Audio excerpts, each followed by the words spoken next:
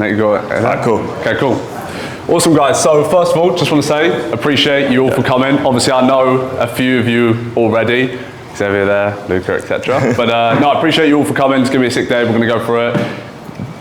No better place to start than going over offers. So we're going to be going over what we're kind of looking at in the market right now and give you guys some good insight on it. So first of all, before we go through that, just want to go through a bit about our evolution as building up skill in business overall. So we started in 2022. I quit my 9-to-5 sales job, which was around there, to pursue an online business. I know most people quit their jobs when they're making money. But when I quit my 9-to-5 sales job, it was nothing, hard was nothing as well. He dropped out of college and we did probably what all of you in this fucking room have done, which started Amazon FBA, started drop shipping, started all these businesses. And they pretty much all failed. And then we started a Facebook ad agency, because everyone does, man. And then signed 2 clients and they both churned due to poor delivery. As you can see a few pictures there. I'd say the primary skill that we learn at this time, because as you go through business, you're only able to get to here when you have these skills here. When you start learning discipline, you start learning prospecting, team training, etc. And that's what we had with discipline. So it's just actually going from kind of like messing around on video games to like, oh shit, I have to work like 8 hours per day fucking working and boring shit, right? And then we went, end of 2022, this is rough figures and timings of 2022, 2023. Started a short form content agency. This is when we hit our first 10K month. So we pivoted the Facebook ad model, as everyone was fucking doing it, into a in-demand short form content service, which at the time was pretty unsaturated. I know now that you guys might hear that and you'd be like, oh, I get 30 DMs from editors every single day. But at the time it was pretty untapped. It was like a new market, a new offer on the market.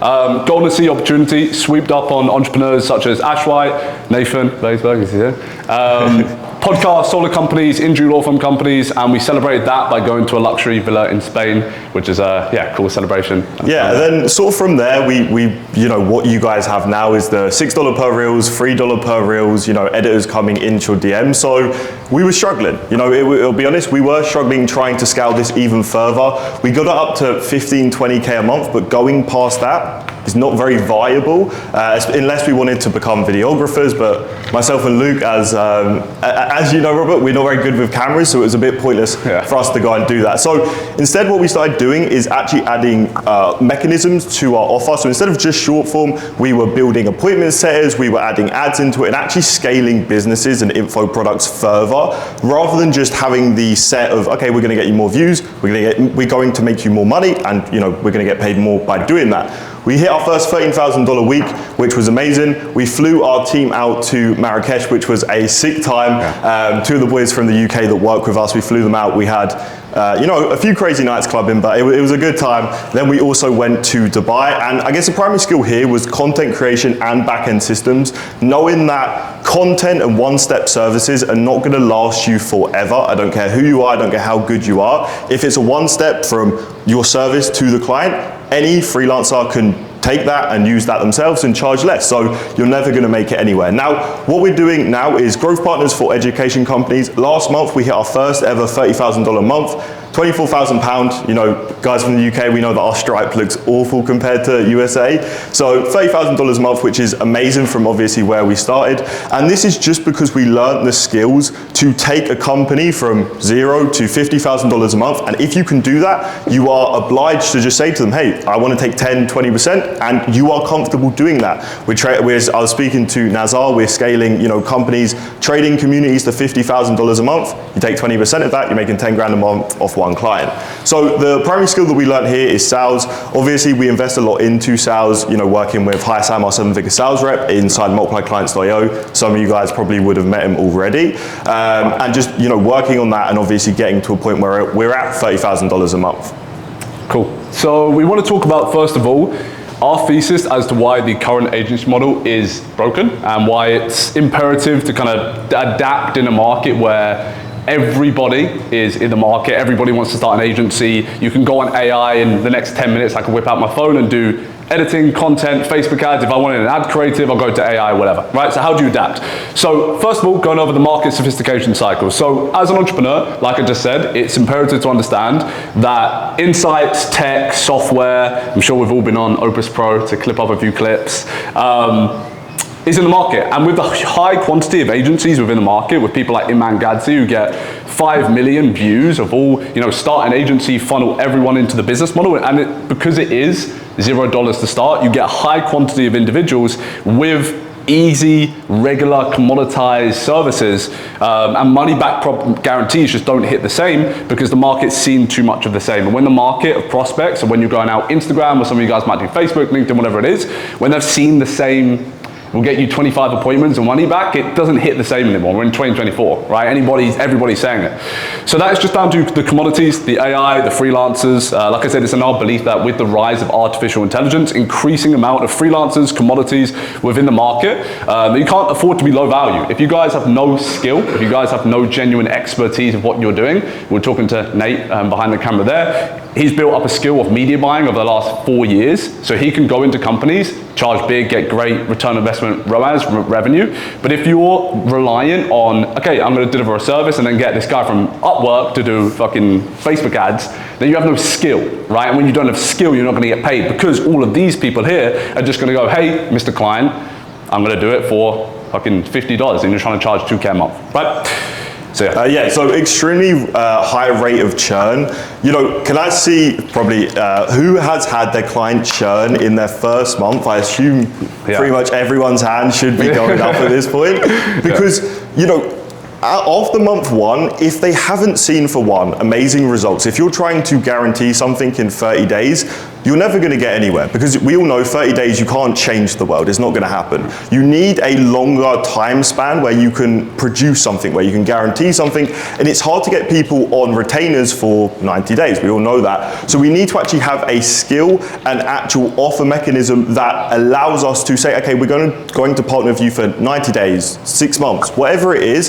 So we're not going to have them churn after 30 days because I promise you now, and speaking from everyone's experience, 30 days you're not going to do anything for anyone, okay? And they're more than likely going to churn for someone cheaper because you obviously, when you're trying to sell, you're trying to sell them the world. You're like, oh yeah, I'm going to scale you to this, this, and this. But if you're not realistic, they're just going to churn after the first 30 days. They're always finding reasons to get rid of your increased profits. You're a commodity, and clients learn your systems. What you guys don't understand is clients will take your systems if you don't build them, if you don't manage them in the right ways, just leverage them themselves. Right. Why wouldn't they? And then low customer LTV and profit, okay? When you're charging traditional retainers, and this is what we had the problem with, and we were speaking to someone the other day, 90K a month, 9K a month profit out of that. It's like, if you're just charging retainers, even if you're charging 5K retainer, you're spending maybe 2K on service delivery. We need to start putting in maybe rev share, maybe performance-based fees, and that's not gonna happen unless we're building an offer that is doing more than just one sort of step. Cool, so we're gonna go over a few tenets on how to kind of go away from this model where you're essentially charging a 2K a month retainer, your delivery is 1.5K a month, your clients leave you after the first month, you're competing against commodities and kind of going to them from there. Yeah. So the first tenet is work with high leverage clients. So an important lesson we learned with growing our company, it was less about signing new clients every single month, but working with clients we can charge over and over again. So we used to think that in order to increase our revenue, that we need to sign new clients and do more outreach and do more stuff to get new clients to the door, when we actually realized that it's about working with leverage clients that you can charge over and over again. Your business should never be ran on new acquisition every single month. The way you guys make money is acquiring a new client, booking a new sales call, it's gonna be tough. You need that recurring to build some cash flow and then you can go in what you wanna do. So as an agency owner, if you perform your service perfectly, some of you guys may do content, some of you guys might do setting, whatever it is, you're always gonna be constrained to the ability of the client. Right? Again, put your hands up if you worked with a really, really bad client. You're just like, I can't get results for you, no matter what you do. It's because you're not working with leveraged clients. Now, with a low-level business, it's impossible to gather case studies. It's impossible to gather results because no matter what you do, you'll always be constrained by their result. So meaning your capability of charging that client again is extremely low. So the problem with traditional agencies is they fight over scraps. You guys are fighting over brokey businesses that aren't making any money. You can't go into a business and charge them a lot when they aren't making any money. They need to be making 100K a month for you to go in there and charge 6-8 grand a month. This is so important. So, if we look at a multi-billion-dollar company like Rolex, if you look at how they sell to premium clients. Rolex, if you were to go buy Rolex, they'll just put you on the wait list. Why? Because they're not bothered about anyone that isn't making multiple six figures a year. They've just got a customer base and they'll just send the same product to the other guys, right? It's not about trying to acquire new clients all of the time, because you guys will just run low, especially in this market where there's such big quantity as well. So as you can see here, some clients we work with. So Ash sold his company for 7 figures, done over 33 million in sales. Hi Sam, who obviously bring on for the boys in the program. Yeah, we got Justin as well, 300k followers, TEDx speaker and actor. Recently signed with him, building out Launchpad currently.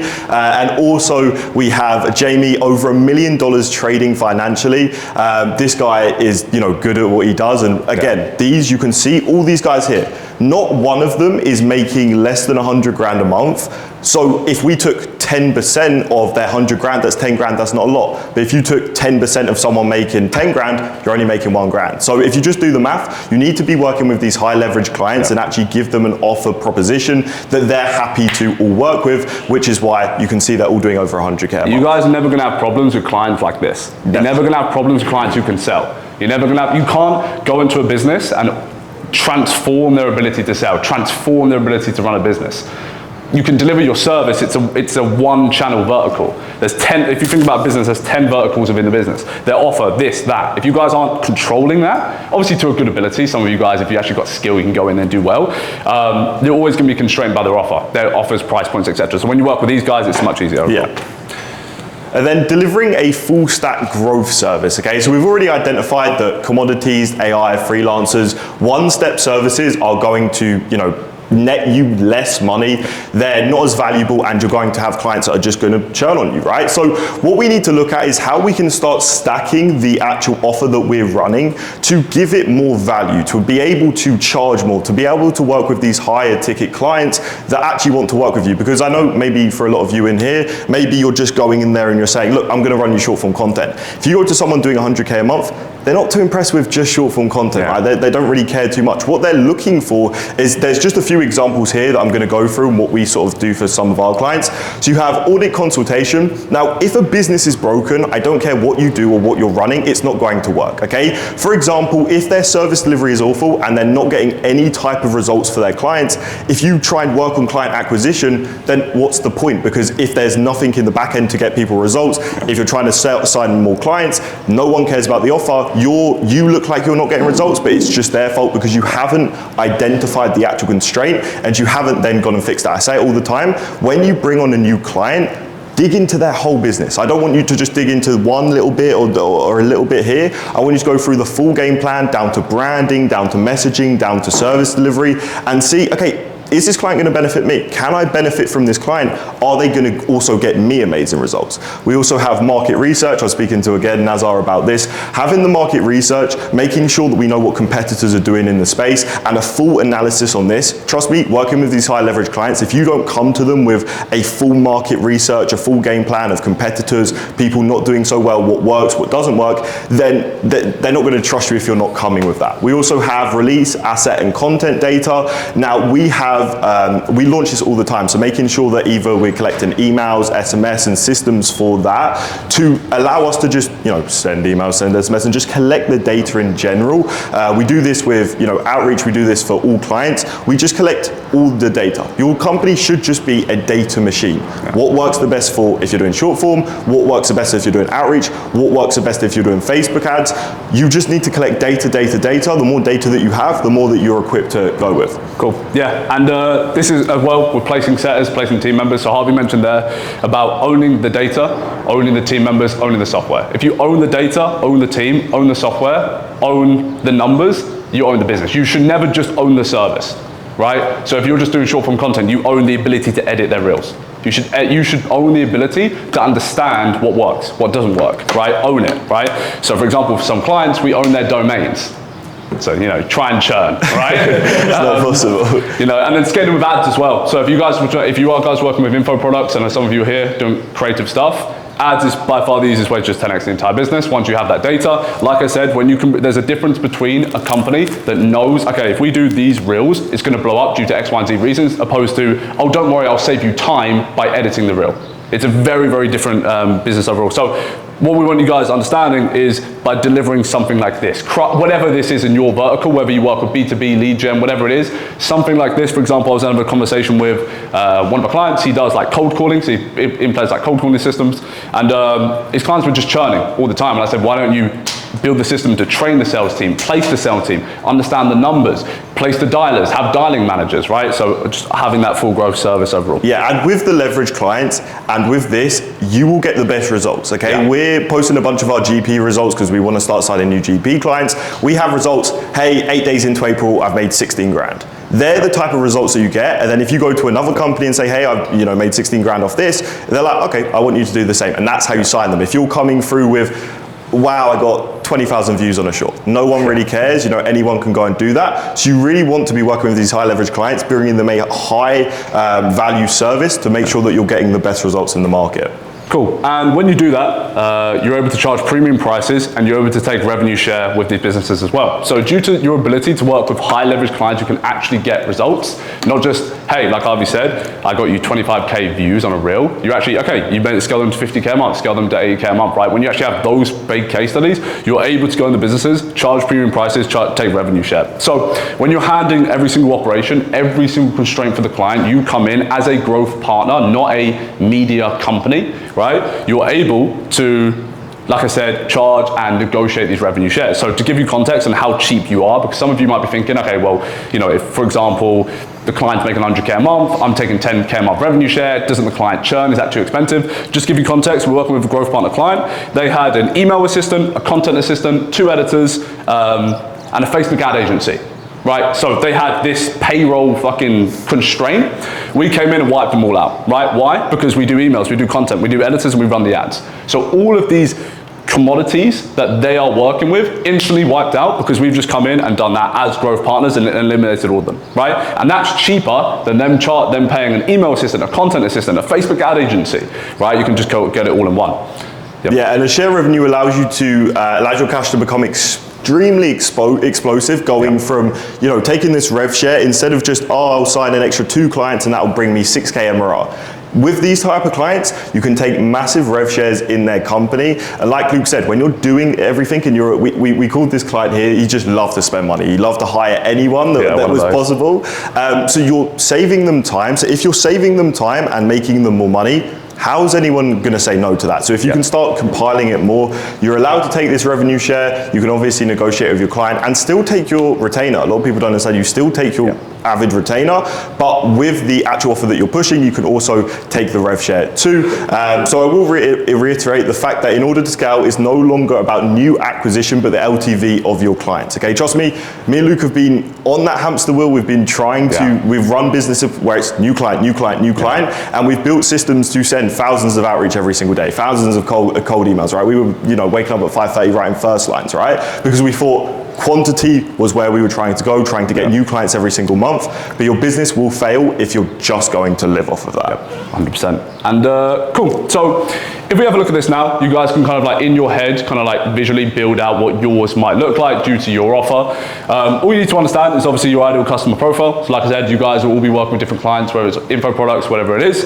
And then their financial constraint and their time constraint. Right? So when you are working with bigger people, their constraint is time. It's a time problem compared to maybe a money problem, right? A person that goes on a private jet isn't worried, oh, it's 40 grand. No, it's 2 more hours, it's 3 more hours. And that's a big switch compared to someone who flies economy is like, oh, 100 quid for an extra 4-hour wait? Of course, because they value losing money, losing time over money, whereas it's flipped on the other side if you're going after high leverage clients. So obviously understanding their goal, because it's about taking them from here to there. And instead of just doing phase 1, which a lot of you guys are probably doing, are you just like, okay, well, you need to get to here, you're currently here, I'll deliver content. Okay, is my offer good? Is my ads good? Am I scaling? What's the numbers, right? And that's when you can implement this overall. Yeah, and with the phases, if you don't even want to go into a different sector, we've worked with clients before that take over a sector, for example, that's just content, that's just acquisition, but it's the points inside of that. So for example, you guys know content just is an editing the videos. It could be market research, could be scripting, could be editing, could be ads, and whatever else that takes them to where you want to go. And just more of a generative ROI that you can, put a figure on, put a number on, and say, hey, we're going to get you to this, and be confident in that, because I know a lot of people are scared about guarantees, etc. We make our clients 10 grand before we even partner with them. Okay, we charge them, we make them 10 grand before we do anything, because we're so confident, because we run every single system, and if we don't hit it, we're just shit. That's just our fault, right? Yeah, 100%. Cool. So your ability to price your services is dictated by the leverage you're currently operating under. So the variables that build up your specific leverage, and all you guys should know which leverage you're operating under. A big mistake people make is that they look at someone top dog in the industry and they go, okay, he's doing this, so I'll do this. But you guys may be, or maybe not, operating on completely different leverage points, right? When it comes down to your case studies, your personal brand, your ROI, and your growth service, your client profile, your contracted guarantee. So if you guys don't have case studies where you're not going to go into a market and start thinking you're going to charge 14K, right? But once you build case studies, once you build a personal brand, once you build, actually have an ROI for your clients, and it's not just like, oh, you got more views this month, right? We take it back to content, because mostly people here are going to be doing some sort of content service. And then you understand all that. So pricing structures. So if you have a look at new pricing structures you can implement, you can try for your own business, may look a little bit something like this. So pricing one could be, for example, you charge a integration fee / setup fee. So this could be 2 to 8 grand. Then once the client doubles their investment, you move the service to 2K to 3K retainer plus negotiated rev share. So now instead of trying to charge people on retainers, and then you've got a tight window of 30 days to get them 5K, 10K a month, which that's why you guys have clients that churn, because you're charging them 2 to 3K, although that's fantastic, and you guys, okay, that's every single month, but it isn't, because they'll churn, right? And the LTV is always going to be 2 to 3K, which isn't even profit. You're paying editors, you're paying media buyers, etc. So when the client doubles their investment, e.g. you build the infrastructure, you build the system, so whether this is setters, editors, whatever it is, then you move to negotiated rev share. And this can be just based on what the client's making, right? And based on where their info product was. If you are guys doing info products, so this could be e-commerce brands, whatever it is, based on where they were. If you're going into an offer that they've already had, you're already doing 20K a month, you scale it to 50, you're not going to take 30% revenue share. You're just not going to do it. But if you go into an offer where you build the offer, then you can be a bit higher overall. Right. Yeah, and then pricing structure 2, integrate and setup fee. So again, 2 to 8K, revenue share. Once client doubled investment, retainer, and then lowered rev share. You also got 30 to 50% rev share up front and bootstrap clients' businesses. Again, this is more high risk because you're putting your money forward. So depending if you're a bit further, for example, myself and Luke would be looking into doing this because we can see potential in clients. Yeah. They may not have the money right now, because a lot of people, especially when we work with creators, they may have 30 to 50K followers, but they may just not make any money whatsoever. So if we come in and say, look, we're going to take 30%, we're going to write in contract, and then we're going to go from there and scale your business, but it's a little bit further in if you just have that cash on you to spend. And then pricing structure for 30 to 50% revenue share up front, and then once client makes X, you can do retainer and a lowered percent. What you can also do with the lowered percent, if you guys are taking over certain sectors, is do it off of performance-based sort of fees, right? So if you are, you can't take a revenue share if you're just going to do the content sector, right? It's not possible because there's still so much more that they have to do. What you can do is, hey, if I get you this amount of views, I'm going to take this much. Or if this amount of views generates you X amount of money, I'm going to take this much. And it just allows you to make the money off the performance. It allows you to just, again, scale that company a lot easier and keep them on for a longer period of time. I think this is something we were talking about with Nate as well. And he was going over when you do make, for example, performance-based revenue share. So you can also say for the client, you can have this structure and you can say, once you make 30K, then I can take 20% of that, right? But obviously the caveat to this is you need skill. You need skill in marketing, because if you don't have skill, if you have poor delivery, then it's going to be extremely difficult overall. Yeah. Yeah, of course. The bigger the company that you work with, the more they will give you in the beginning and then they'll take away. So do you guys anywhere in the trading space? So I work with Arctic and one-on-one funding. The more money we make, the less my percentage is, and that's how it's always going to be, and that's how you should come in pivoting that often. In the beginning, always start with trying to get the most, but let's say if I make you guys 100K, then my percentage goes down to 10, 15, because that makes the client feel more comfortable and makes you seem like you understand, okay, we're going to take less money as we make it. 100%, and that's what this pricing structure was all about. Because you're not going to take 50% of a company forever. right? And the last thing I'll say on this pricing structure before we go into Q&A, I'm not good for time, whatever. Good? Oh, calm, okay, cool. Is that you guys need to understand that you're not gonna take 30-50% of a business forever. If you guys are getting offered something where they're like, okay, let's do nothing up front, but I'll take 30%, they're not a high quality business. Because they have no belief that they're actually gonna make money, right? Because for example, if they actually believe in their heart and soul that they're gonna make 50K a month, okay, let's do 30% of that. I've dropped out of college, so I'm maths. 15K a month, right? A 10K a month retainer is fucking cheaper than that. But it's because they don't believe they're gonna make that money. So if you guys are getting offered things, and you will, because you'll go out there and you'll prospect and people will be like, hey, you know, we won't do that setup fee, the integration fee, which is super imperative, because if you guys don't have this integration fee, you can't release talent. And talent is so hard to find, right? Yeah? So if what he's saying is if they're giving you 30%, don't take a rev share, you actually need physical equity. So I've taken 30% of a business, but I have equity in that business. Yeah. Meaning, whatever the company makes is part of me too, not just a rev share. So if you're gonna do that, make sure you get equity in the business. Yeah, 100%. But yeah, this is super imperative. Like I said, with the integration fee, the reason why this is so important is because you need talent. You guys will never bootstrap on your own because you're never going to put, for example, pay a setter 2K a month. You guys are going to go to online jobs PH, you guys are going to try and do 300 a month, and you guys are going to try and cheap it out, and the client's not going to get results. Yeah, that's why it's better to work with high leverage clients, because we've done it so much, right? We charge less because we want to, you know, just get the client on board, but it just ruins the delivery, ruins our reputation. You need to just think, and sometimes just have that delayed gratification of, you know what, I'm not going to take this client right now. I'm going to, you know, step away, but then I'm going to look for a different client in the future that is able to pay that, and then you can really release that talent. Because we had it before when we were first starting, we were charging like 2K and trying to make them like 20 grand. It's not very easy to go and do that, right? So making sure that you actually have enough to push them to the point where you can just exponentially scale them is obviously really helpful. And when you guys, like I said, when you follow these 3 tenets, so you actually have, like I said, high leverage clients, you work on clients who can actually get results, you have a real service so you can actually deliver good results, you aren't just like helping on one specific sector, you can then go and charge new prices. And like I said, with these prices overall, this is going to stop you guys from constantly trying to chase new clients, constantly trying to get new acquisition, right? Because you're going to have revenue shares in the background where I can't take on 10. You don't want to work with more than 10. You can sit with 3 to 5, right? Because you've got this equity, but you're only going to get this, like I said, if you actually have a good offer, if you guys are actually good at what you do. But all of you here are young, you know, you're building your skill, you're here, so that's going to be good. Come on. Should we go into so I guess if you guys have any questions that you want to, you know, put up, or anything about your agency, offers, pricing, whatever it is, obviously let us know and we'll obviously answer them.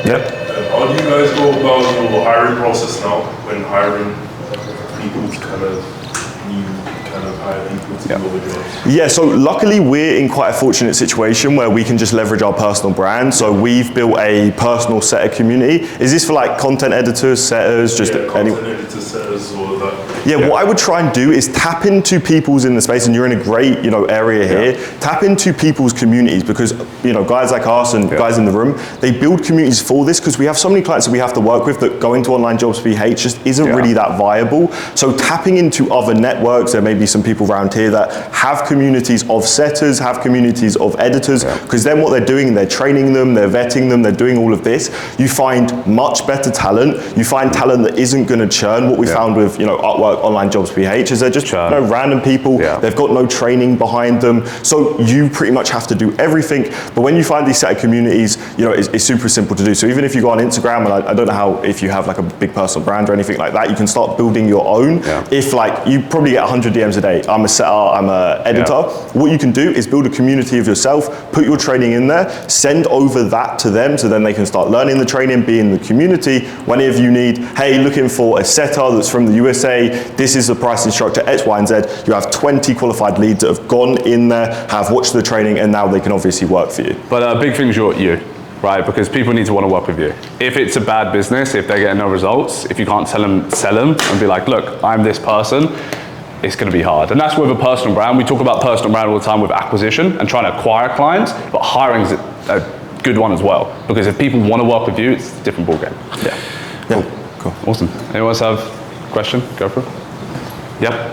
how do you attract high value clients, like you said earlier, Yeah. to come to you? Yeah, so pretty much, I mean, it is the cliche after it's about you. I said this to Harvey the other day, and we were hanging out with everyone, and we were like, it's now less about what, it's about who, right? Iman Gadzi, for example, can release a course that we can all release, going over very, very basic stuff, right? Obviously, he's fantastic, but on a baseline level, it's just who he is. So you need to be high value, otherwise clients are not going to want to work with you. Yeah, and it's the way that you approach them as well. If for example, you're offering this pricing structure, if you go to someone high value and say, look, you pay me $5,000, I'm not going to take another penny until I make you 10, 20, then you're going to attract, because high value your skill. They don't value someone that's like, oh no, I don't want to take the risk, no, don't give me a guarantee, whatever like that. If you say to them, hey look, this is how much it costs, but I'm going to double your investment, I'm going to triple your investment, then they're going to be like, okay, this guy knows what he's doing, he's happy to go and do that, and that's how you attract and how you get, you know, higher value clients, and how we've gone and done it. And any high value client that we've ever spoke to has just said, it's just the way that we carry ourselves, the way that we present ourselves. If you're coming on and I don't know, you've got your double bed in the back, you've got a couple teddy bears on there, they're not gonna, you know, come in and want to work with you. So it's your perception, the way that you come in, the way that you carry yourself with your offer, with your pricing, and just you as a person. That's how you attract them. Yeah, because everyone thinks it's about guarantees. Everyone's like, well, if I put, you know, I'm gonna make them 10 grand, then I'm going to attract the clients, but it's about you, like Harvey said, it's about the perception, it's about what you can do, and when you can build that, it's so easy to charge good guys. So you just got to build. It takes time to like get real good clients. Like I said, just case study building, but you guys will find unique opportunities. Like you will find a client where you're like, okay, well, he's an actually really good opportunity, he's giving me a chance. If I can get him a good case study, then you can go and just kill it, pretty much. But yeah, cool. Diego? Let's go. So about revenue share. Ideally, or not ideal, realistically, how much time does it take to build a skill and build a talent in the background to be able to start charging revenue? Yeah, well, with that, what you would first do is you'd build the infrastructure to have kind of like a framework to place inside of their business. So you'd already have the hiring